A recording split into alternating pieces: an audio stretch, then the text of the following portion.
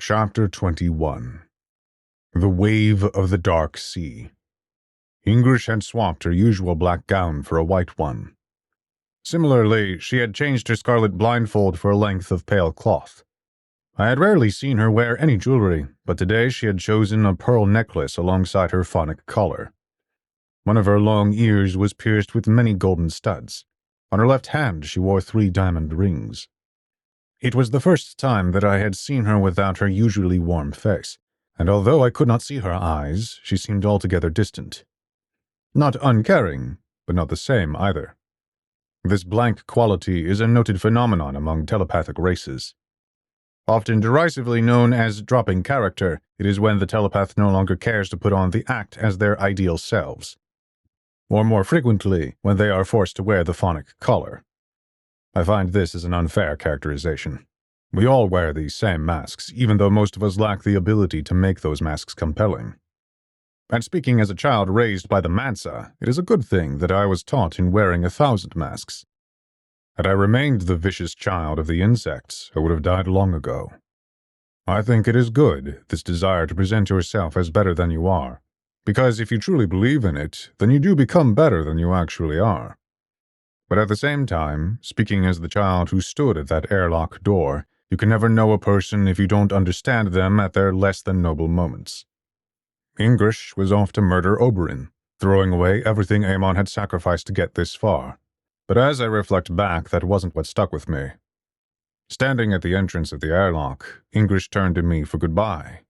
And as I looked for that warm, reassuring smile that I had become so accustomed to, I saw it wasn't there. For the first time, I had seen the English as she had originally been. She quietly turned and pressed the keypad, and the airlock cycled shut. I sat numbly in the mess hall. Riker was boredly flicking through the display orbs, trying to find anything interesting to pass the time. I amused myself with some of the other Pizak engagements. I scrolled past a silver-robed Kefon illusionist, tricking his opponent into sawing off his own arm. In between spurts of green blood, the other alien muttered to itself, confused why the pain wasn't stopping. I saw a Strogodon arachnid. The stats accompanying it said it was 10 meters tall, although it was hard to gain a good perspective on its size from the display orb. The towering spider looked down indifferently on the jungle battlefield. It lifted one of its many steel plate legs and crushed the Tobekan underneath as if he were an insect. Uninterested, I swiped away. There was a holy hospitaller, moving in a sandy desert. His helm was shaped into a crown of jagged ends, and he had a rubber hazard mask with a tube that connected to a Vitapack on his chest. He was preaching of the negentropic principle, declaring in a loud voice to the wavecast. A hooded figure burst out of the sand and took a shot at him with a sniper rifle. However, the round bounced off a force shield.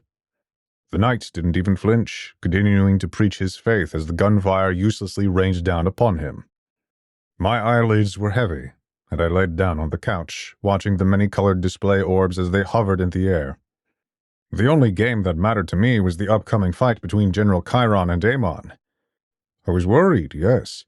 I had a great ball of dread in my stomach, though I couldn't understand why. I sensed so much seemed to hang in the balance, but I didn't understand any of the consequences. It seemed like all I could do was worry about some murky, terrible outcome that was fast approaching, but also that there was nothing I could do to stop it. I decided then there was no point to the anxiety if there was nothing I could do. I closed my eyes, and I made sure to keep them shut. Riker threw a blanket over me, and sometime between waking again, I fell into a dreamless sleep. It was something I later came to be immensely grateful for, as that would be the last time I would ever have a restful sleep again. Some timeless age passed, and then awareness forced itself on me.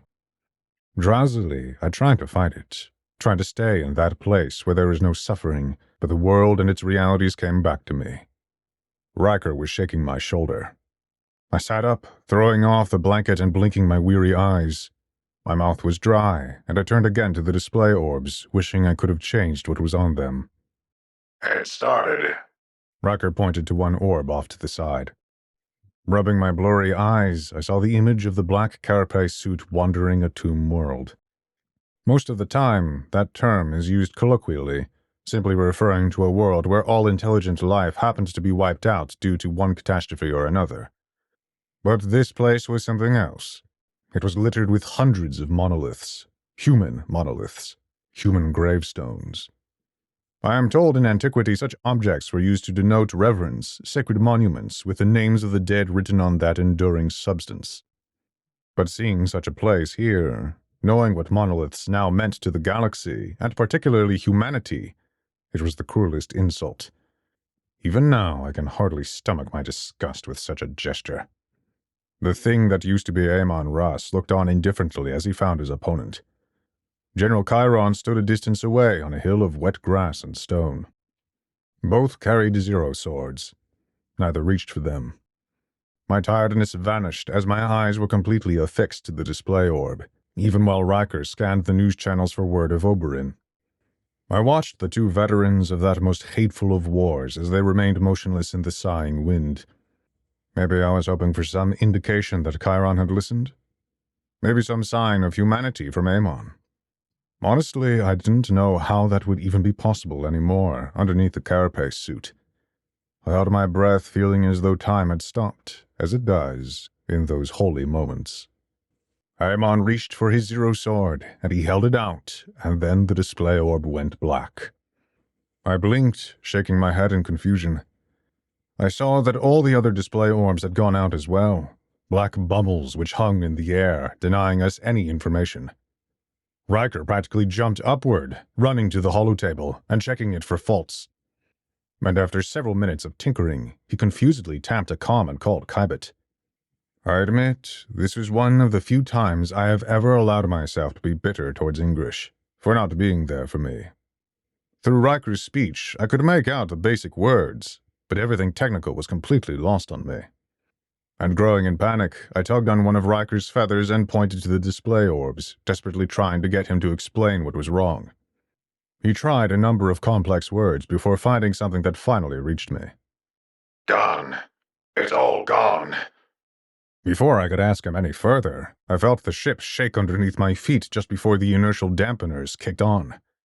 The pirate lord was confused for a moment before a look of unmistakable dread crossed Riker's face. He quickly yelled something in the comm while I glanced out the viewport to see what was happening. Looking upward at the round metal sky of the fuel station, I saw explosions bloom in the distance. The far horizon was now colored with streaks of orange, the penetrating rounds sending long trails of fire in the pressurized atmosphere. I saw docked ships burst apart from outside weapons fire, and even as the station's emergency shields kicked on, gaping holes tore through the fuel station like it was paper. Riker raced out of the mess hall, already in action. I was stuck hesitating between him and the viewport, but I decided to follow. The old bird sprinted down the corridors of the Ephelion with the sickly child struggling to keep up. Riker flew up a set of ladder stairs and down the access shaft to the bridge with me panting behind. Kybet was already there, her neural cables hooked into a makeshift port. It was a good thing, too, as I saw the golden shields of the Ephelion flicker on just as our landing pad turned to fire beneath us. Riker raked his talons across the control consoles, turning the ship's engines on. The Ephelion ripped the docking clamps out as it slowly rose in the air. The ship shuddered awfully for a moment, and I saw a display screen turn red. A rail round had penetrated 9 decks deep, and with a flick of a talon, Riker sealed off a seventh of the ship. All the other ships of the fuel station had begun to react to what was happening. Those with the quicker pilots had made for the station's portum, clumsily crashing into each other as they tried to escape through the narrow exit. Riker didn't attempt to navigate the desperate traffic jam. He lifted the Ephelion in the air and aimed all its weapons towards the spot where the fuel station began to curve upward in its cylindrical world. Firing the equivalent of a small nuclear load, Riker blasted through the fuel station's surface. And pushing the Ephelion's engines as far as they would go, the pirate lord slammed the large vessel through the weakened metal. I didn't have time to shriek as the Ephelion plunged through molten girder braces and hull plate. The bridge's blast shields rapidly unfurled along the view screen, protecting the hex glass from being punctured. Holometrics flickered on, tracing the outside impact in shaky outlines that glitched as we burst free into empty space. The ancient holometrics took a second to react to our new surroundings. From the sensor readouts, I saw half a dozen small vessels firing upon the fuel station. autonomous attack drones, though extremely sophisticated for such craft. 3 of them turned their attention on us, and I saw rapid projectile fire as the enemy vessel approached. Wrecker swung the ship and opened the missile batteries. There was a terrible second as I watched many bright lights approach each other on the screen, and then everything collided. Riker had tilted the ship, so the majority of the enemy's fire hit the shields. But the battered protective screen could only catch so many. I saw half a dozen more decks flash amber as holes punched through decks quicker than the blink of an eye. Emergency shields flickered on to contain the atmosphere. Riker closed the hatch to the bridge.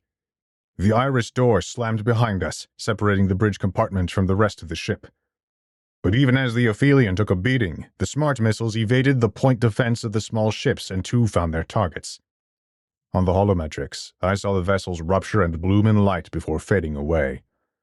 Riker pushed the engines to full thrust, hoping that the enemy would lose interest. However, the drone that had split away from the main attack force still followed, pinging us with attack fire. Riker flicked a switch and sent more missiles, but they were caught by the drone's point defense. And all the while, more decks on the backside of the Evasion registered breach. Another explosion caused the Evasion to shudder. Riker cursed, and I saw that one of the engines was flashing crimson. As we raced in the void, the enemy drone ship gained on us, faster than the larger Evasion. It continued blazing weapons, slowly tearing through our defenseless hull like rusted sheet metal. I saw compartment after compartment flicker yellow and then red as the drone ship bit further and further into the Evasion. I glanced at Riker in panic, and he looked back at me with a reassuring expression, checking to make sure I had fastened my safety harness. In a sudden, violent motion, Riker brought the Evasion on its side and slammed on the braking thrusters. It was a 1,000-to-1 maneuver, requiring a split-second calculation of the 2 ships' velocities. If he had missed, the drone ship could have angled back and hugged close to the Evasion, making our missiles pointless while the drone could tear us apart. But Riker was Riker, and instead, the enemy vessel couldn't maneuver away from the impact. It slammed against the most heavily shielded section of the Evasion. Without the safety harness, I would have been thrown from my seat. The Evasion groaned horribly as inertial dampeners struggled to counteract the impact. An explosion blossomed on the holometrics, and a dozen streaks of molten scrap punctured the Evasion's side. But the force of the hit carried us further away from the fuel station, and Riker was quick to recover, turning us again and putting us at full burn away from the battle. Well, full burn with the engines we had left. Riker shouted something at Kybet. Again, I couldn't make out the details. She had focused her whole attention to minimizing the damage of the skirmish. Plugged into the port, Kybet had been operating the fire suppression systems, rerouting power conduits around damaged sections, and directing emergency shields to preserve as much of the atmosphere as possible. Her eyes rolled to the back of her head, snapped back, and the 2 quickly debated over something I didn't understand. But in a second, I thankfully didn't need to. The holometric screen changed to a sensor readout of the system. While most traditional scans were being jammed, Riker figured they could work around it with an infrared sweep. A fuzzy map appeared, and I saw that practically the whole solar system was on fire, especially near Rodon and the Colosseums. Riker and Kybet shared a terse conversation while I stared horrified at the display, wondering what had become of Ingrish and Amon. Riker slowly nodded his head and began flicking more switches. I actually recognized what he was doing, having seen him run test activations on the Ibis drive before. Like the veteran of 1,000 ship battles before, Riker had begun charging the FTL at the moment of the attack. He had been fast, and in another 20 minutes, we could enter dark space and escape. Unfortunately, that was also the last thing I wanted. I quickly unbuckled my safety harness and tugged on his shoulder, pointing to the outline of Rodon. "What about Ingrish? What about Amon?" I yelled. Riker glanced at me with a sympathetic look. Amon will be fine. English? He hesitated. She's tougher than she looks. "We have to go for them!" I shouted, tears in my eyes. Riker looked at me with his yellow eyes. No. I stood dumbfounded at the old bird, and I cursed myself again, knowing it was pointless to try to argue the point. I truly hated myself that I didn't understand language. I wouldn't have called it back then, but words were to me as magic. English commanded 1,000 feelings and emotions. Amon was more complicated, but whatever he said stuck. And I was neither. All I could do was gesture uselessly at a malfunctioning map and beg with half-pronounced sentences for Riker to save my family. And the old bird refused. With the hindsight of time, I will argue in Riker's favor. For what the Pirate Lord knew at the time, Riker was right not to be worried for either of them. But I cannot omit a certain irony, knowing what I know now, just who the Zurak were. It was the barely coherent child, grunting in half-gasped sentences, that actually had the more correct view of the situation. No one, not even Amon Russ, was safe from the Zurak. But as all human children do when they are upset, I was entirely unreasonable. I threw my hands at the switches, trying to shut the IBIS drive off. I don't even know what I expected at the time. I couldn't think that far ahead, so desperate as I was for my parents. Before I could even reach the console, Kybet had her arm around my neck, restraining me. "Don't," she simply said. Sorry, kid. Riker sighed as he sank back in his seat. We have our orders, and it's to get you far away. I was inconsolable, flailing and crying in the Nekomata's grip. Riker nodded to her. Get him somewhere safe and put him under. I had no idea where safe was anymore, and I did not know why Riker wanted me under it. The iris blast door opened, and Kybet dragged me away, kicking and screaming to safety.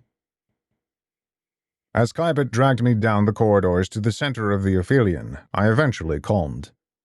It was less that I changed my mind and more that I was too overcome with the destruction my home had suffered in such a short amount of time.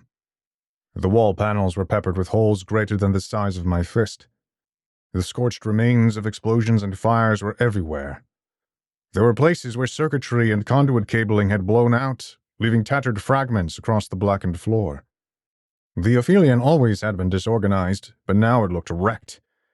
Cargo crates had spilled over, scattering maintenance parts and other machine bits across the floor. Snapped cables hung uselessly, some still sparking. There were sections where coolant and water lines had ruptured, leaving great puddles that dripped down into flooded access tubes. Our journey to the life support bay and the backup stasis pods should have been a simple one. Instead, we had to take long detours around blown compartments. Some were sealed off by bulkheads, others with the golden emergency shields, flickering barriers that seemed dangerously thin to keep the atmosphere inside. I was in despairing shock as I stumbled past the eviscerated Evasion. To see this world, which was the only friendly one I had ever known, so broken and torn apart, it was nearly unbearable. I was astounded that this vessel could still fly. The Evasion had always groaned under its own weight, but now it felt like it could fail at any time. I glanced around, worried that the beaten and bruised metal would finally snap apart. I slowed in my step as we passed by a viewport. The ship shifted under my feet, and I hesitated to look outside. Kybet gently let go and allowed me to stay a moment as the Evasion translated into dark space. Wisps of black dust turned into dark clouds which slowly enveloped the vessel as if we were entering a storm. Eventually, there was nothing left of the stars, and I was staring at a howling tempest. Reflecting for a long moment, I tried to reach for Kybet's hand, looking for something to comfort me. "Do you think—" My voice was interrupted by a high-pitched whine. A bolt of energy seemed to pass through me and the ship. Before I could understand what had happened, the Evasion's hull went dark, and the crimson lights flashed on. I stumbled, and I saw sparks explode from Kybet as the Nekomata shuddered like she did when she destroyed the silverfish. The alien contorted in great pain, as if she was being burned alive from the inside. After a terrible screech of suffered agony, Kybet fell limply to the floor, sizzling. In horror, I glanced outside into dark space, and I saw a great warship silhouetted against bolts of eerie light.